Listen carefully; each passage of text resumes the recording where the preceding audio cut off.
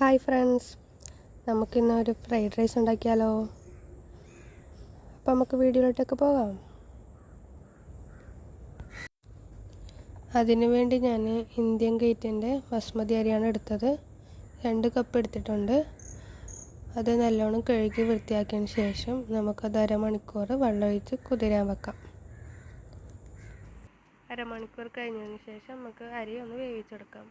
അതിനു വേണ്ടി ഒരു പാത്രത്തിൽ വെള്ളം എടുത്തിട്ട് അതിലേക്ക് ആവശ്യത്തിന് ഉപ്പും 2 ടീസ്പൂൺ ഓയിലും കൂടി ചേർക്കുന്നുണ്ട്. ഏതെങ്കിലും റിഫൈൻഡ് ഓയിലാണ് ചേർക്കുന്നത്. പിന്നെ അരി വെന്ത് കഴിഞ്ഞാൽ വേഗം തന്നെ അരിപ്പയിലേക്ക് മാറ്റാം. പിന്നെ ഇത് തണിയാൻ വെക്കണം. അരി അവിടെ തന്നെ അങ്ങനെ വെച്ചാൽ ഇങ്ങനെ കട്ട കെട്ടിപ്പോവും, ഒന്നിന് പറ്റിയിട്ട് പോവും. അത് ഇല്ലാതിരിക്കാൻ വേണ്ടിയാണ് ഇങ്ങനൊരു പാത്രത്തിലിട്ട് ഫാൻ്റെ കീഴിലായിട്ട് തണിയാൻ വെക്കാം. തണിഞ്ഞതിന് ശേഷം നമുക്കത് 1 മണിക്കൂറോ 2 മണിക്കൂറോ ഫ്രിഡ്ജിൽ വെക്കുന്നത് നല്ലതായിരിക്കും. അപ്പോൾ നമുക്ക് ഫ്രൈഡ് റൈസ് ഉണ്ടാക്കുമ്പം നല്ല രീതിയിൽ അരി കിട്ടും, ഒന്നിന് പറ്റുകയില്ല. നമുക്കിതിലേക്കുള്ള മസാല തയ്യാറാക്കാം. അതിനുവേണ്ടി ആദ്യം തന്നെ 2 സ്പൂൺ ഓയിൽ ചേർത്തതിന് ശേഷം അതിലേക്ക് 2 മുട്ട പൊട്ടിച്ചൊഴിക്കുന്നുണ്ട്. അതിൽ കുറച്ച് കുരുമുളകും കുറച്ച് ഉപ്പും കൂടി ചേർത്തിട്ടാണ് ഇത് ഇളക്കിയെടുക്കുന്നത്. അത് നമുക്ക് വറുത്തെടുക്കാം.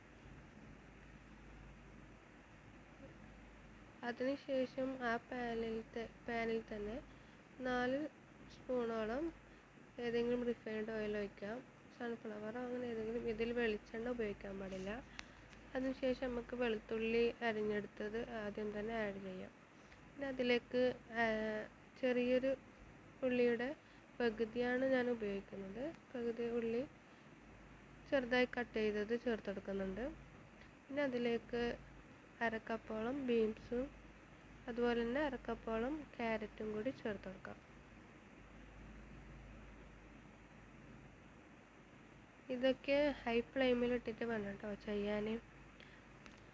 നമ്മൾ ചൈനീസ് ഫുഡൊക്കെ ഹൈ ഫ്ലെയിമിലിട്ട് തന്നെ ചെയ്യണം, അപ്പോഴേ അതിനുള്ള ടേസ്റ്റ് ഉണ്ടാവും. ഇത് അധികം പച്ചക്കറികളൊന്നും അധികം കുക്കാവേണ്ട ആവശ്യമില്ല.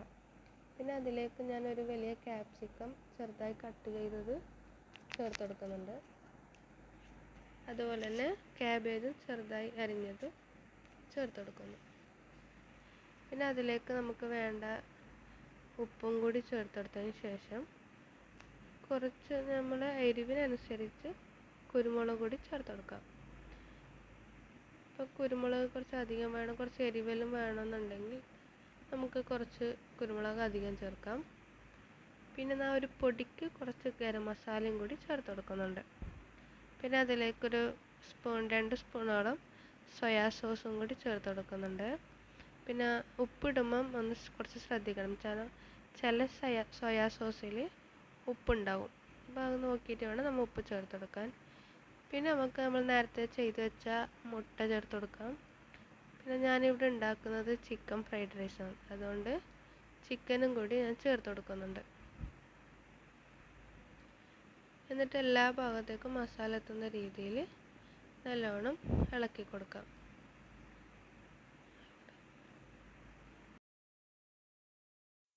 ഇനി ഇതിലേക്ക് കുറച്ച് 1 സ്പൂണോളം ചില്ലി സോസ് ചേർത്ത് കൊടുക്കാം.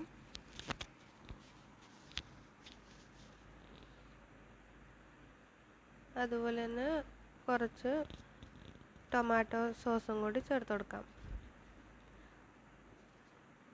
അതിനിടയിൽ ഞാൻ ഉപ്പ് നോക്കിയിട്ട് ഉപ്പ് പോരായിട്ട് കുറച്ചും കൂടി ഉപ്പ് ചേർത്ത് കൊടുക്കുന്നുണ്ട്.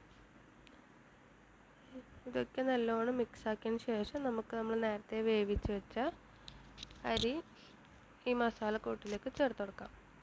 എന്നിട്ട് നല്ലവണ്ണം ഇളക്കിയെടുക്കണം. മസാല എല്ലാ ഭാഗത്തും എത്തുന്ന രീതിയിൽ വേണം നമുക്കിത് ഇളക്കി യോജിപ്പിക്കാൻ. ഇതൊക്കെ ഹൈ ഫ്ലെയിമിലിട്ട് തന്നെ ചെയ്യണേ. അപ്പോൾ നമുക്ക് മസാല എല്ലാ ഭാഗത്തും, ചോറിൻ്റെ എല്ലാ ഭാഗത്തും എത്തുന്ന രീതിയിൽ ഇളക്കി യോജിപ്പിച്ചെടുക്കാം.